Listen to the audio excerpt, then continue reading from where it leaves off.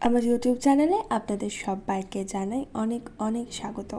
আজ 7ই পৌষ 1431, 23rd December 2024। আজ ভোরবেলা থেকেই শুরু হয়ে গেছে পৌষ উৎসব বা পৌষ মেলার সূচনা।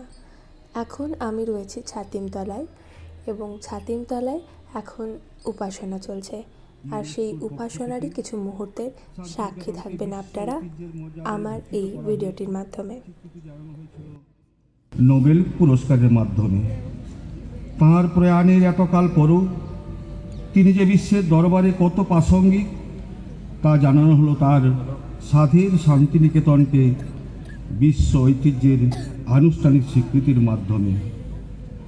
শান্তিনিকেতনের এই স্বীকৃতি বিশ্ব মানবতার স্বীকৃতি। বিশ্ব মানবের এই মিলন কেন্দ্রে বর্ণ ধর্মের কোনো সীমারেখা নেই। এখানে উপাসনা গৃহের দ্বার সকলের জন্য উন্মুক্ত।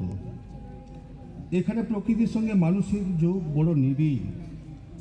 এখানে নানা ঋতুর অনুষ্ঠানগুলিও যেন আনন্দময় শিক্ষার আয়োজন। বিচিত্র কর্মকাণ্ডে ও বহু ঐতিহ্য সমৃদ্ধ এই শান্তিনিকেতন বরাবরই বিশ্ববাসীর দৃষ্টি আকর্ষণ করেছে।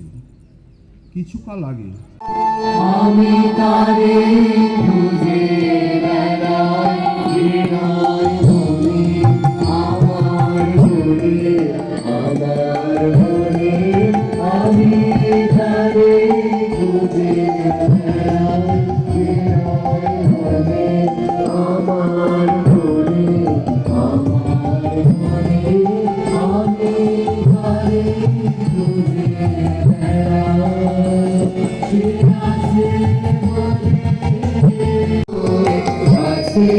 বলে চোখের তারালো এত রূপের খেলা, রঙের মেলা অসীম সদাই ভালো, সঙ্গে থাকে ভরে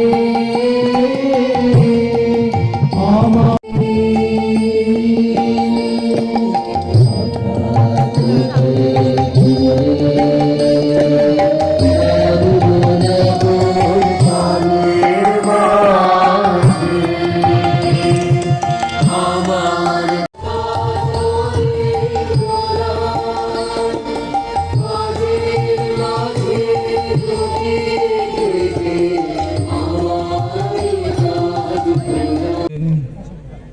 এই মেলায় আমাদের দেশে বাহিরকে ঘরের মধ্যে আহ্বান। এই উৎসবে পল্লী আপনার সমস্ত সংকীর্ণতা বিস্মৃত হয়। তাহার হৃদয় খুলিয়া দান করিবার, গ্রহণ করিবার এই প্রধান উপলক্ষ। এইখানেই দেশের মন পাইবার প্রকৃত। গুরুদেব চেয়েছিলেন বিশ্বহতি যেন দেশের সাধারণ মানুষের জীবনেরও শরিক হতে পারে। এই ব্যাপারে পৌষ মেলার একটি গুরুত্বপূর্ণ ভূমিকা রয়েছে। এই মেলা জাতি ধর্ম নির্বিশেষে সমস্ত রকম ভেদাভেদ ও সংকীর্ণতার ঊর্ধ্বে কেবলই মানুষের মেলা। আজ 7ই পৌষ এইবারের এই মানব মিলন উৎসবের সূচনা। আর একবার শান্তিনিকেতনের জীবনে 7ই পৌষের তাৎপর্যের কথা স্মরণ করে গুরুদেবের কথা দিয়ে আমার বক্তব্য শেষ করি। এই সেই 7ই পৌষ এই শান্তিনিকেতনকে সৃষ্টি করেছে এবং এখনও প্রতিদিন একে সৃষ্টি করে তুলছে।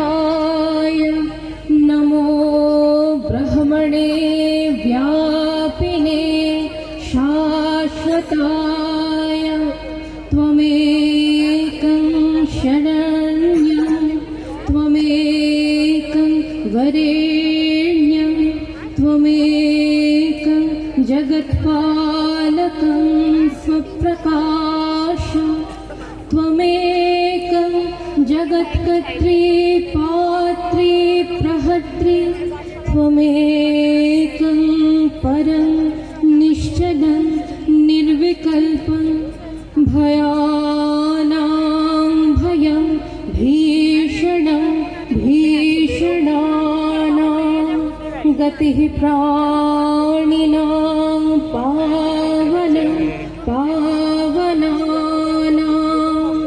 महोच्चैः पदानां नियन्त्री त्वमेकं परेषां परं रक्षणं रक्षणानां वयं त्वां स्मराम वयं त्वां भजाम वयं त्वां जगत्साक्षिरूपं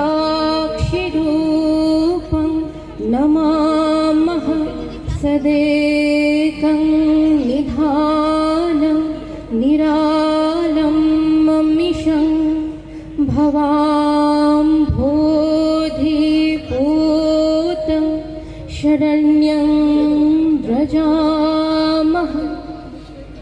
তুমি সৎস্বরূপ ও জগতের কারণ এবং আনন্দ স্বরূপ ও সকলের আশ্রয়, তোমাকে নমস্কার। তুমি মুক্তিদাতা। এবার বলতে পারিস। কি বলবো? হ্যালো, আমরা ছাতিমতলায় এসেছি সেজন্য যেন কি জন্য কি জন্য? উপলক্ষে ৭ই পৌষ উপলক্ষে উপাসনা ছিল। আচ্ছা। ৭ই পৌষ উপাসনা ছিল ছাতিমতলায়। কটায় উঠেছেন আপনি ঘুম থেকে? আমি ৬টায় আমাকে একটা এটা ছাড়া চাবিগুলো শুরু আমার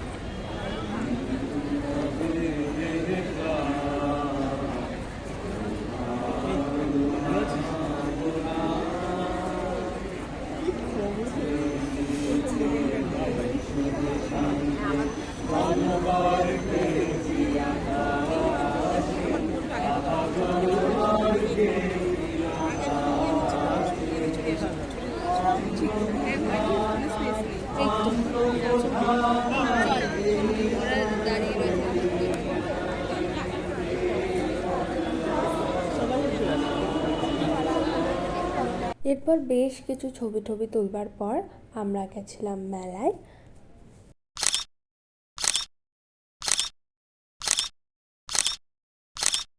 শান্তিনিকেতনের যে কোনো মেলা মানেই যেটা বেশি করে চোখে পড়ে সেটা হলো হাতের তৈরি কাজ।